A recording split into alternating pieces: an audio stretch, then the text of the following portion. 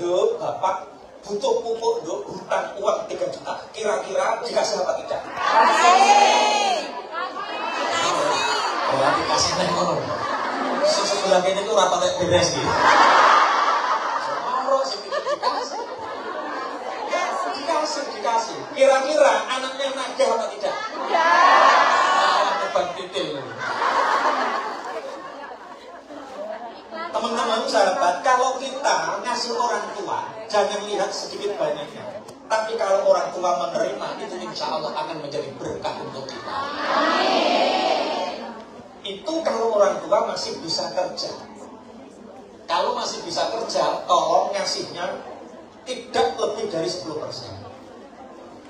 Orang tua, kalau semua gaji panjenengan dikirimkan ke rumah, pangapunten. Tidak semua temannya disuk. Pengalaman pribadi jangan, curhatnya nanti saja.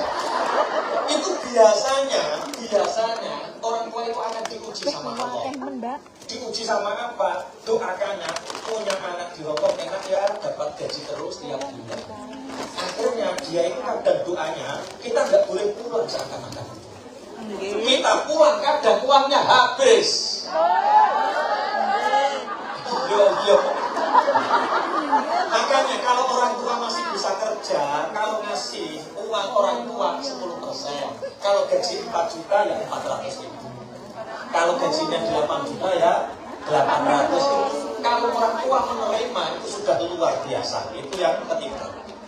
Yang keempat, ketika orang tua sudah tidak bisa bekerja, maka kita baru bertanggung jawab sepenuhnya. Sama orang tua, kebutuhannya apa kita penuhi. Kalau saudaranya 4, ya orang 4 ini bagaimana cara menanggung orang tua bersama-sama. Setelah orang tua sudah tidak bisa bekerja, kemudian butuh teman, maka anak menemani. Karena teman itu penting. Makanya teman-teman kalau orang tua, usia bapaknya 65 tahun, kemudian ibu sudah meninggal, langsung segera. Jenengan anak yang sholihah kalau berani menawari, Pak, kok hidup sendirian, usia baru 65, lah gimana Dok? Tak carikan istri lagi.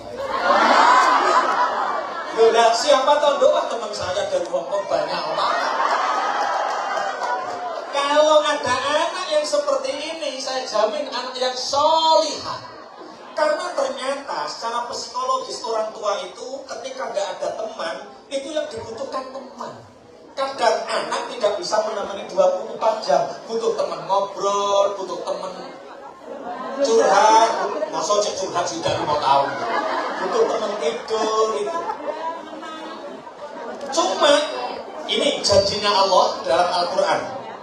Barang siapa anak yang berbakti kepada orang tuanya dengan berbagai cara yang saya terangkan tadi, maka Allah akan menjamin anak itu diberi nanti di surga Jannatu Adn, surga Adn. Allahumma amin. Kenapa sampai predikat Jannatu Adn untuk anak yang berbakti, teman-teman? Karena ternyata itu tidak mudah. Allah berfirman dalam Al-Quran, huwallazi khalaqakum summa yumitukum summa yuhyikum summa yuraddu ilaikum summa yuraddu wallahu khalaqakum summa yatawaffakum wa minkum man yuraddu ila ardhil umri likai la ya'lama ba'da ilmi syai'a. Pangapunten, saya agak nervous, banyak anak-anak perempuan di sini. Ayat Qur'annya agak lupa tadi. Terjemah wa huwallazi khalaqakum tsumma yatawaffakum. Allah yang menciptakan kalian, kemudian Allah yang akan mematikan kalian. Cuma wa minkum may yuraddu ila ardalil umur. Sebagian kalian itu ada yang dikembalikan di usia yang hina. Namanya usia pikun. Jadi teman-teman, kalau kita nanti semoga kita mengalami. Sebagian orang kalau sudah umur 65 tahun sampai 70 tahun itu akan kembali ke usia 15 tahun. 15 tahun paham ya? 15 tahun itu anak kelas 3 SMP atau kelas 3 sanawiyah. Petita petiti. Bahasa Indonesianya petita petiti itu apa? Maya itu wong Blitar. Penggerak-penggerik itu loh, penggerak-penggerik. Semua jasanya orang yang di dalam rumah nggak kelihatan, pekerjaannya nggak kelihatan. Ini saya semua, ini saya semua, ini saya semua. Di dalam rumah anaknya nggak kelihatan. Kalau 65 sampai 70. 70 tahun sampai 80 tahun teman-teman dikembalikan ke seperti anak usia 9 tahun. Apa 9 tahun? Minta sesuatu sakit-sakit. Sakit-sakit bahasa Indonesia apa? Pokok saat itu harus. Kalau tidak urek dia. Seperti anak usia 9 tahun, kemudian 9 tahun itu minta sepatu nggak dikasihkan, nangis-nangis. Nah orang tua yang usianya 70 tahun ke atas ya seperti itu. Minta apapun sakit-sakit karo seneng karo marah. 80 tahun ke atas seperti anak usia 5 tahun. Apa? Baru saja beli jajan katanya belum. Dikasih makan katanya nggak pernah dikasih makan. Itu orang tua yang 80 tahun ke atas. Makanya anak yang sabar merawat orang tuanya sampai pikun seperti itu, surga tempatnya. Allahumma. Saya itu punya teman sekolah SD, punya sapi 3. Ngerumat mbok, ngerumat ibu usia 80 tahun ke atas. Jam 2:30 malam bangunan, aku ingin ke kamar mandi, monggo mbok, monggo, dituntun. Kamar mandi wudhu sekalian mbok, oh iya wudhu sekalian, dituntun. Dituntun, melewati depannya sapi lah. Sapi ini apa? Penguyo sapi pipis, mau kencing. Mbok, cepet mbok, dituntun cepet mbok, cepet. Pagi hari, mboknya itu nelpon saudara yang jauh, bilang sama tetangga kanan kiri, aku tadi malam diseret kawan aku. Ini anak yang diuji sama rewelnya orang tua, sama Allah dijanjikan jannah wa adn. Allahumma amin. Kita diuji sebagai anak, orang tua juga diuji sama Allah. Apa ujiannya orang tua ketika nanti kalau kita tua biar sadar? Anak yang berbakti, anak yang gemati, tiap hari memasakkan, tiap hari ngepel rumahnya, tiap hari ngumbah-ngumbah mencuci bajunya, memberi lauk, memberi jajan tiap harinya 10.000. Anak yang berbakti seperti itu yang tinggal satu rumah, sama anak yang rumahnya jauh, nggak pernah merawat, nggak pernah mencucikan baju, nggak pernah memasakkan nasi, nggak pernah hanya kira uang 300.000 setiap bulan. 300.000 setiap bulan. Kira-kira teman-teman yang diceritakan sama orang tua, yang dielem-elem, yang dialem-alem, kira-kira yang satu rumah atau yang jauh? Ini sudah kabeh. Itu namanya yang satu rumah sebaik apapun akan membutai, yang jauh walaupun itu membuangi. Tapi itu jangan sampai merubah kita. Apapun komentar tetangga, apapun komentar saudara, apapun komentar orang tua sekalipun, tetap berbaktilah. Karena membutai di mata manusia, itu akan membuangi di mata Allah. Allahumma amin. Saya itu nggak berbakti sama, nggak mau merawat orang tua. Lah kenapa? Dosanya banyak. Loh, kenapa dosanya banyak?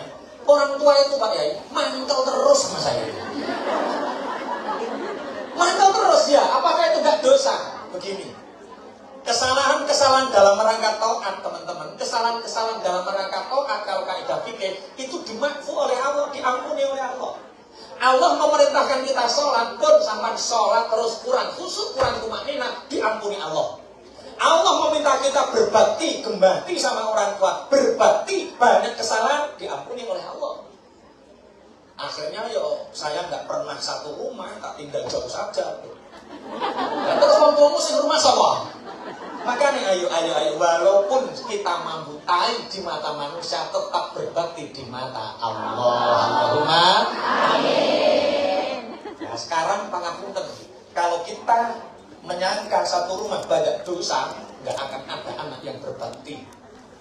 Lah terus ngadepinnya ngeten, ibu, sampean jawab jajan, sampean jawab jujur nggih. Misal, panjenengan punya anak 5 tahun anak sampean, minta jajan, nggak dikasih, nangis. Kemudian minta lagi, nggak dikasih, nangis. Panjenengan marah apa tidak sebagai ibu? Itu orang tua yang bagaimana kok marah itu? Berarti yang jawab marah itu belum punya anak itu. Anak itu usia 5 tahun, sak rewel-rewel anak usia 5 tahun tidak akan membuat orang tuanya benci, tidak akan pernah membuat ibunya benci. Sak rewel-rewel anak, ibu tetap sayang. Paham ya? Berarti kenapa? Karena sayangnya ibu lebih besar daripada rewelnya. Anak usia 5 tahun minta pendol. Dikasih. Itu. Minta lagi. Nggak dikasih. Ngejar. Nggak bawa uang. Ngejar bawa pendol. Ibunya bilangnya apa? Nah, kok pinter sekali, nggak bawa uang, kok bisa beli pentol, mau jadi sarjana ekonomi kamu ya? Mau jadi menteri ekonomi kamu ya? Seperti itu. Karena apa? Rasa sayang ibunya lebih besar daripada rewelnya, sehingga anak rewel dianggap lucu. Ada anak usia 9 tahun, 9 tahun itu kelas 3 SD, sepatunya rusak, minta sepatu, harus hari ini, kalau tidak, nangis gulung koming. Kira-kira ibu sebagai ibu benci apa tidak? Tidak, karena apa? Dianggap rewel, dianggap lucu. Lah itu belum lucu. Wong ora ditukok sepatu kok nangis gerung-gerung. Karena apa? Sayangnya ibu lebih besar dari rewelnya. Ada anak usia 15 tahun, rambutnya dipital-pital, seret di body. Ibu memandang bagaimana? Lucu. Orang kok melete, enggak, enggak lucu. Karena apa? Sayangnya ibu lebih besar daripada rewelnya. Begitu juga kita. Teman-teman, kalau kita merawat orang tua, kemudian orang tua persis seperti anak 5 tahun, 9 tahun, 15 tahun, ya agak lucu. Ibumu nangis geruk-geruk, lucu. Lucu. Ibumu minta sesuatu gak diberikan, nangis, lucu. Karena sayangnya anak harus lebih besar daripada rewelnya orang. Inilah anak yang berbakti. Kalau kita nuruti baper, terbawa perasaan, merawat orang tua, satu rumah, lesu terus. Wong tua matinya. Nanti kalau panjenengan pulang, kebetulan orang tuanya sudah sepuh, rewelnya orang tua dikatakan apa? Pun semoga Allahumma ja'alna minhum. Ya Allah, jadikan kita termasuk orang-orang yang berbakti kepada orang tua, sehingga Allah ridho. Allahumma. Oh, yang pertama, kalau kita ingin dicintai Allah, berbaktilah kepada orang tua. Yang kedua, orang tidak dikatakan beruntung dan tidak bisa beruntung kalau dia tidak punya hati yang bahagia. Hati yang bahagia. Ini saya bahas ini karena saya tertarik dengan apa yang disampaikan Pak Ringo tadi. Jadi berbulan-bulan kami semayan. Apa ya semayan itu? Janjian itu oh ya semayanan ya. Janjian itu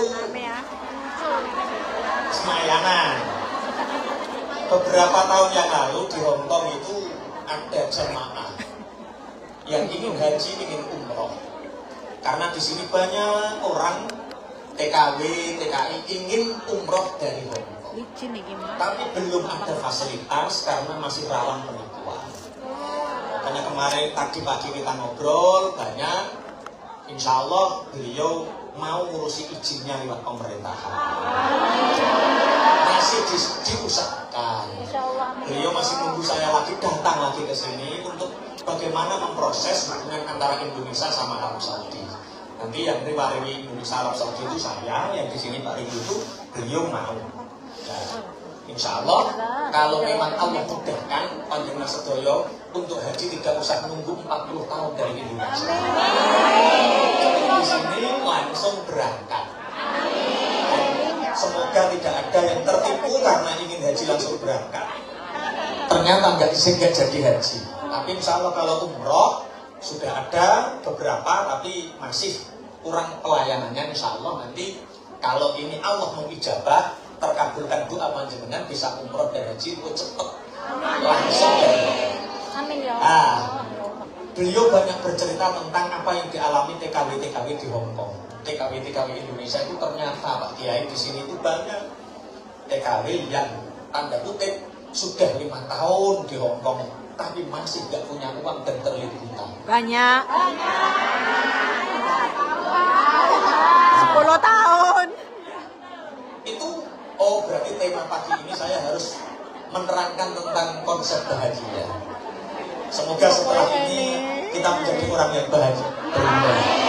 Ini orang belum dikatakan beruntung kalau dia tidak punya hati yang bahagia. Bagaimana kita punya hati yang bahagia? Jangan sampai kecelek. Kecelek itu apa? Tertipu dengan 4 hal. Kalau kita kecelek, tertipu dengan 4 hal ini, hidup panjenengan menderita, uripnya menderita, kehidupannya menderita. Kenapa? Tertipu, kecelek dengan 4 hal. Yang pertama, kecelek apa? Tertipu apa? Tolabul ghina fi kasratil mal walakinal ghina fil qanaah. Banyak orang ingin kaya. Semua yang hadir di sini pasti ingin kaya. Yang pegang mic ingin kaya ini. Sampai ke Bojonegoro ke Hongkong yang ingin kaya. Sampai datang kerja dari Indonesia sampai ke Hongkong yang ingin. Kalau ada orang bilang gini, kaya lo untuk apa? Mau hidup ya hanya sementara, tidur nanti tidur lagi nanti ngerti-ngerti mati gitu. Ada orang menyatakan seperti itu, sebenarnya sudah lama ingin kaya, tapi nggak kaya-kaya. Itu namanya orang katok, perkataan orang katok. Katok itu apa ya? Ya, mentok, orang yang mentok, ingin kaya tapi nggak kaya-kaya. Tapi mereka menyangka, mereka mencari, ingin kaya, tapi menurut mereka kaya itu di dalam harta. Kaya itu di dalam benda, kaya itu ketika pangkatnya tinggi, kaya itu ketika hartanya miliaran. Ternyata tidak. Kaya itu tidak di dalam harta, walakinnal ghina fil qanaah, tetapi kaya itu di dalam hati yang qanaah, hati yang menerima apa adanya. Kalau Anda menganggap kalau uang saya 10 miliar, saya kaya, kecelek, karena kita belum tentu mencapai 10 miliar. Kemarin saya punya teman tumpahani Pajero. Pajero itu Pajero tenan, tidak Pajeronya Mak Penny Pajero panas jo penjero ini. Pajero beneran. Dia pengusaha, developer, punya properti banyak. Cerita saya tadi malam nggak bisa tidur Pak Yai. Loh, kenapa Mas seperti ini? Banyak orang yang kendaraannya Pajero tapi nggak bisa tidur. Karena mikir, Masya Allah. Kemarin saya lewat terminal Bojonegoro, itu saya lihat tukang becak tidur di atas becak, ngorok-ngorok, ada terkena sinar matahari. Ini orang nggak punya uang, tidurnya ngorok-ngorok, yang naiknya Pajero nggak bisa. Ini masalahnya apa? Oh, ternyata konsep. Iya. Teman-teman jangan kira kaya itu yang hartanya banyak. Kaya itu ketika hati kita qanaah, hati kita menerima apa? Ternyata kalau kita pikir, teman-teman, kita sudah kaya, sudah sangat kaya dibandingkan dengan orang zaman dulu. Orang zaman dulu makan nasi putih, lauk ayam goreng, itu kalau nggak orang kaya, dino becek, nggak keturunan. Dino becek itu hari baik, Idul Fitri itu hari baik. Sekarang semua sudah makan ayam goreng, nasi putih, Masya Allah kaya panjenengan itu. Dulu kalau kita ingin beli baju, Lebaran 1 kali kalau nggak anaknya orang kaya, nggak keturunan. Saya teringat, saya dulu kelas 4 SD puasa 25 hari Ramadan. Kata bapak, kamu kok sudah puasa 25 hari? Jadi bapak, ayo tak ajak ke pasar Bungkal, tak kasih hadiah baju. Diajak sama bapak di pasar Bungkal itu loh, dibelikan baju. Nak, coba nak, dicoba, tak jajal. Sak menter bajunya. Bapak, apa nih? Kegedean. Kata bapak seperti ini, enggak apa-apa, kegedean. Nanti ya nanti pas sendiri, teman-teman. Setelah saya kelas 6 SD, baju ini baru pas, tapi sudah amon. Saya bilang sama kakak saya, Kang, Bojonegoro itu kalau panggil kakak itu Kang. Ya Le, saya dibelikan baju sama bapak tapi kegedean. Ya mending sampai dibelikan, ya kakak nggak dibelikan. Nah itu kok warnanya berubah kan? Oh itu tak benter. Itu yang buya-buya itu pernah benter itu dulu. Sekarang Masya Allah, teman-teman apa yang kurang? Tiap bulan bisa beli baju, Allahumma. Baju PKK, seragam PKK dewe, seragam pakaian muslimat, zamannya tahlil, seragam senam, sampai nganter anak sekolah. Kemarin saya itu mau ke Nganjuk, naik mobil sama Pak Eko ini. Mau ke Nganjuk, pagi-pagi jam 6:30. Lihat orang naik sepeda ondel, ibu-ibu sekitar 15-an orang. Itu kok pakai seragam semua, pakai kaos seragam. Itu tak baca seragamnya tulisannya, seragam tandur desa Jumput. Tandur saja sekarang ada seragamnya. Kurang apa kita coba? Berarti kita sudah kaya, Allahumma. Amin. Teman-teman, rumah kita, demi Allah, rumah kita lebih baik daripada rumahnya orang dulu. Orang dulu rumahnya bambu bolong-bolong, sekarang sudah tembok, sekarang sudah kayu rapet, Allahumma. Amin. Coba, ini semua sudah buat rumah dong ya? Teman-teman, rumah kita itu sudah baik, sudah layak dihuni, layak ditempati, sudah enak, tapi kadang mungkin jejerannya itu lebih baik. Makanya rumah sampean ketoknya elek, kelihatan jelek karena jejerannya lebih baik. Rumah itu seperti wajah jenengan. Jenengan itu sebenarnya sudah cantik, asli sudah cantik, tapi jejerannya itu lebih cantik, makanya sampean kelihatan. Makanya sampean manggok saya hati-hati. Kalau cari jejeran hati-hati, kalau salah kelihatan jelek sampean. Kalau ada orang cantik kuning kok jalan tuh ini nanti kelihatan jelek ini. Kalau ada orang hitam keriting kayak saya langsung jejeran. Oh ternyata kita alhamdulillah sudah lebih kaya dibanding orang zaman dahulu, Allahumma. Amin. Saya yakin kok, saya tahu kok, panjenengan saudara saya tahu. Orang-orang yang dari dari Indonesia ke Hong Kong itu pasti mengalami salah satu di antara 3 hal. Sampai hijrah sampai ke Hong Kong itu karena 3 hal. Satu mungkin karena kurang. Pasti. Di rumah mungkin keadaan tidak baik-baik saja, mungkin di sana kekurangan, akhirnya datang ke Hong Kong. Semoga yang datang ke Hong Kong karena kurang nanti pulang menjadi berlebih. Yang kedua mungkin karena hutang. Di rumah terlilit hutang sampai nekat pergi ke Hong Kong. Semoga pulang hutangnya lunas, masih punya tabungan banyak. Yang ketiga ini yang istimewa, mungkin karena wirah. Tahu wirah? Lamaran sudah 3 kali gagal terus. Akhirnya tetangga kalau lewat, duh, lah kok lamaran tok duh. Kabarnya kok lamaran lagi, gagal lagi daripada mau pergi ke Hong Kong. Semoga yang wirang nanti pulang dalam keadaan terhormat. Amin. Penuh dengan kemuliaan dan wibawa, Allahumma. Oh ternyata yuk disyukuri kita ini sudah kaya. Kita ini sudah kaya.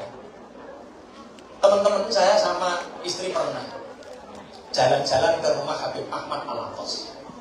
Ditanya, Toha, dalam sudah ada yang dimakan hari ini, ada yang dimakan sampai malam nanti, ada Beb, alhamdulillah kamu berkecukupan. Alhamdulillah berkecukupan. 2 hari ke depan, besok ada yang dimakan sampai malam hari, ada Beb, alhamdulillah kamu kaya.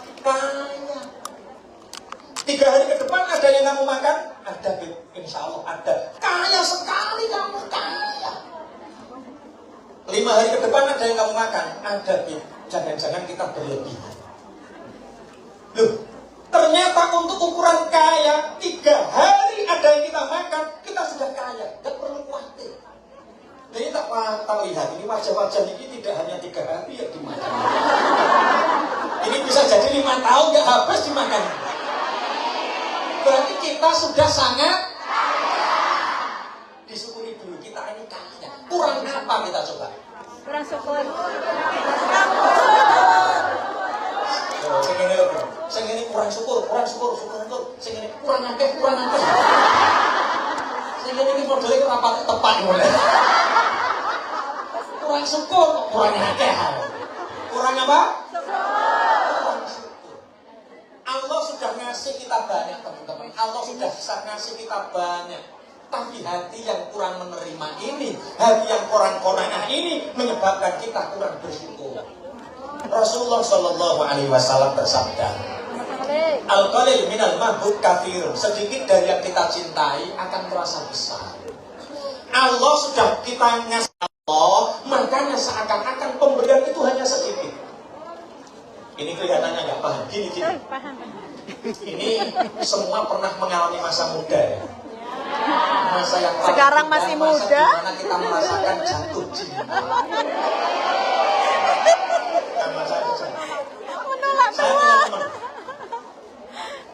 Dia itu tidurnya di musola. Saya setiap pulang dari pondok tidur saya juga di musola.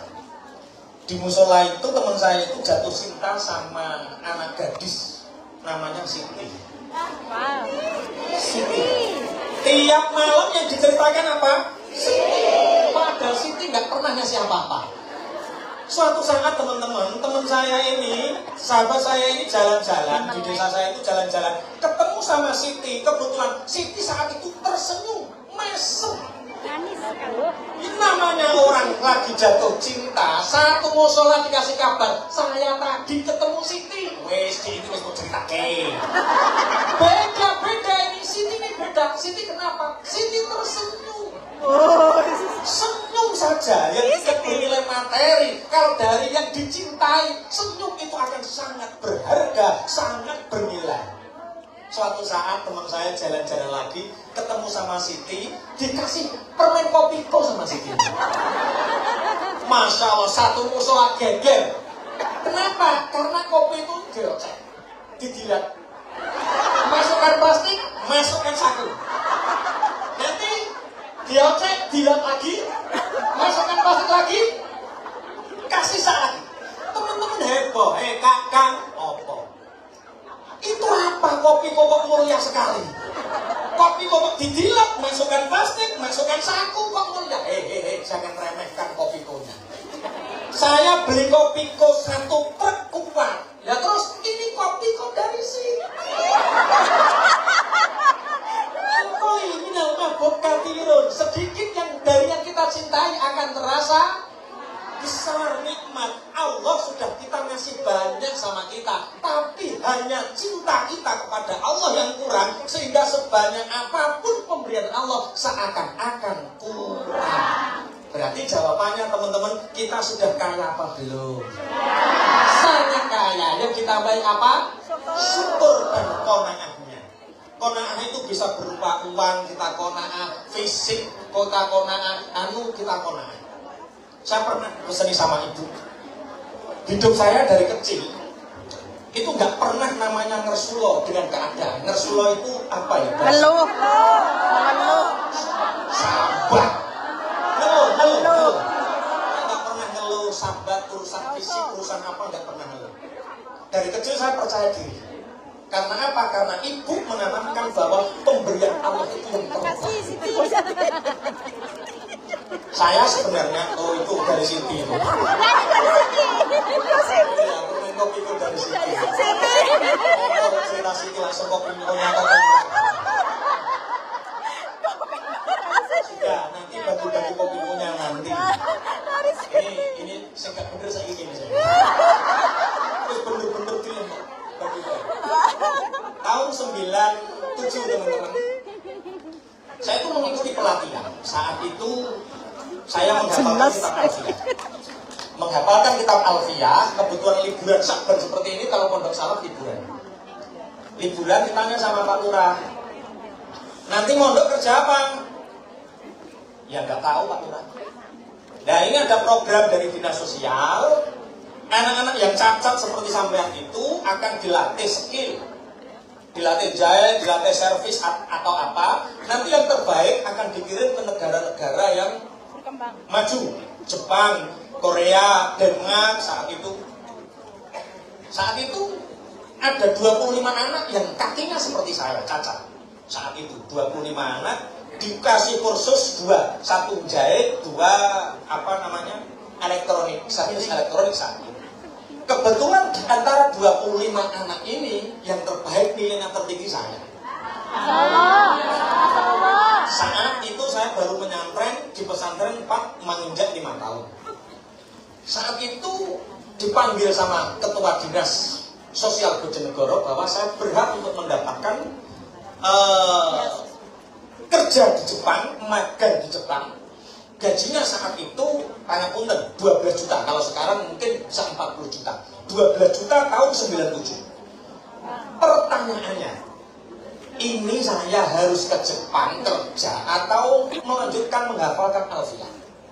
Teman-teman, kalau saya anaknya panjenengan kira-kira terus ke mondok apa kerja ke Jepang? Kerja.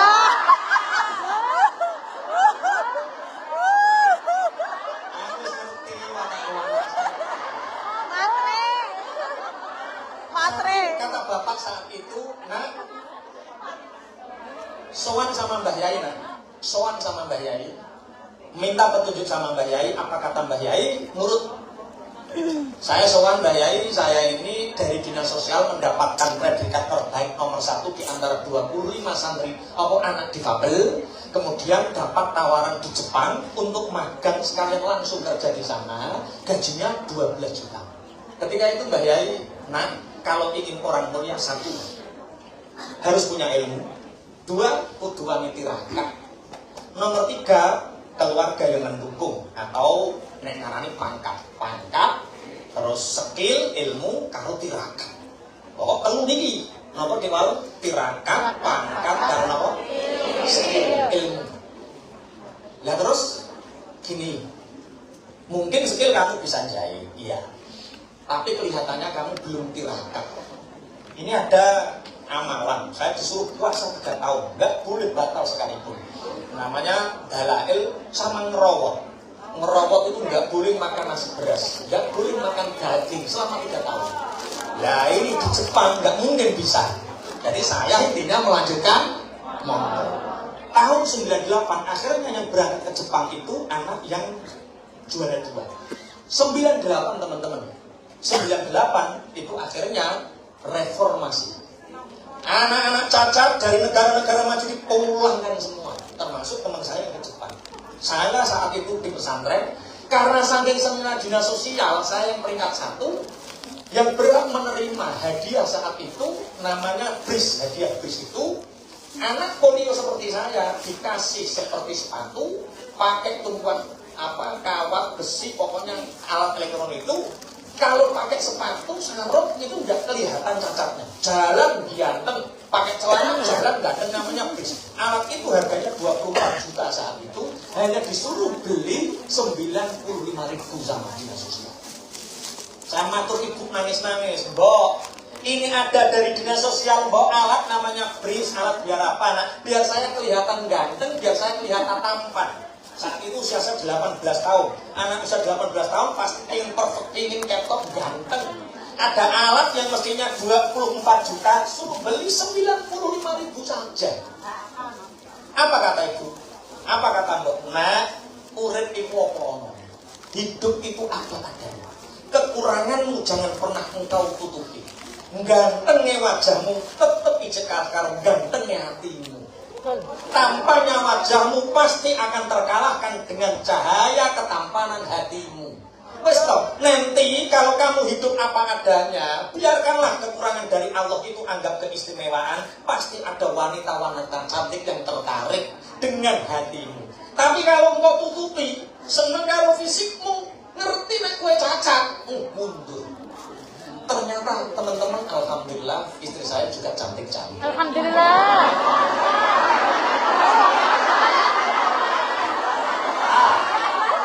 Teman saya yang hari ini sampai hari ini pakai BRIS, yang beli BRIS saat itu dari dinas sosial sampai hari ini belum menikah. Artinya yang paling bahagia, yang paling membuat kita bahagia itu hidup apa adanya, hidup qanaah. Kalau kita tidak kaya, ingin kelihatan kaya, menderita. Itu gaya elit ekonomi sulit.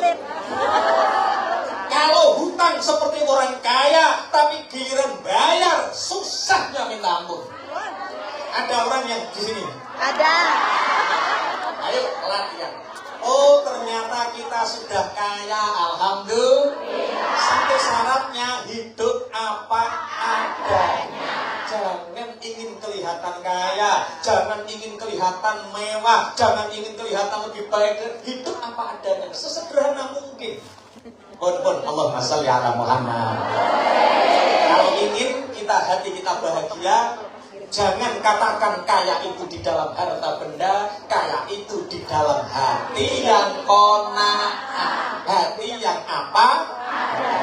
Yang kedua, talabul ladza fil nikmah, walakinnal ladza fil badani sihhah. Banyak orang mencari kenikmatan. Menurut mereka kenikmatan itu di dalam prabon. Kalau duduk enak, kursinya kalau empuk. Tidur nyenyak, kalau rumahnya mewah, kasurnya lantai 3. Perjalanan nikmat, kalau mobilnya mewah, tidak. Kenikmatan fisik ternyata tidak ada di dalam prabon. Kenikmatan itu ternyata ada di dalam badan yang sehat. Kalau badan ini sehat, pasti kita merasakan kenikmatan.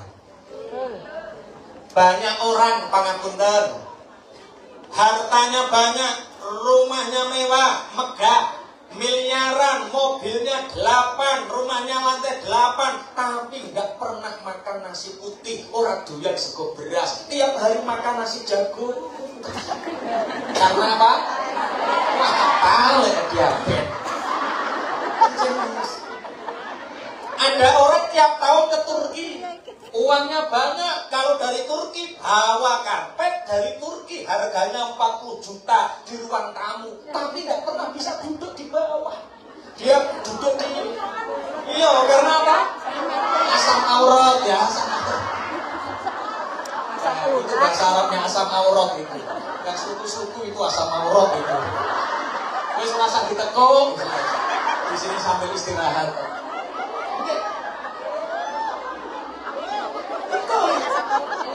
Ada orang rumahnya lantai 8, kamarnya ada 8, kasurnya tingkat 8, tapi kalau malam nggak pernah bisa tidur, ketak-ketik karena apa? Mikirin utang. Mikirin utang. Kolesterol, nggak mikirin utang. Ini bahas penyakit kok kolesterol. Mikirin utang tadi, kolesterol. Terket semua. Oh, ternyata nikmatnya badan tidak diperabot, nikmatnya badan karena badan yang sehat. Saya pernah punya acara, teman-teman, saya pernah punya acara. Kalau saya punya acara, kursi yang empuk seperti ini itu ada 12. Karena 12 ini ada orang-orang mulia, ada kiai, ada saudaranya bapak, itu ada 4, dan lain-lain, ada 12. Itu yang mulia-mulia kursinya empuk. Yang orang-orang biasa ya kursinya atom-atom. Nah, ini kebetulan yang di depan kursi empuk 12 ini ada satu yang kosong. Tak cari ini di mana, siapa yang kurang, kok masih ada yang satu. Oh, ternyata adiknya bapak paman itu berdiri di pinggir panggung, berdiri. Tak dekati, paman, saya panggilnya Pak Lek. Iya, Lek.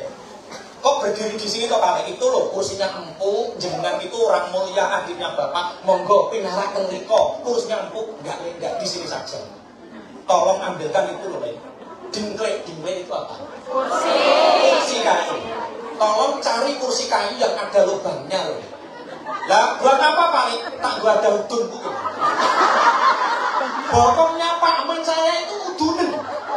Walaupun kursinya empuk, udunen itu gak bisa nikmat. Tapi dingklek bolong jadi nikmat. Itulah. Oh, ternyata nikmatnya badan bukan karena prabon, nikmatnya badan karena badan yang sehat. Bu, sampai pilih mana Mbak?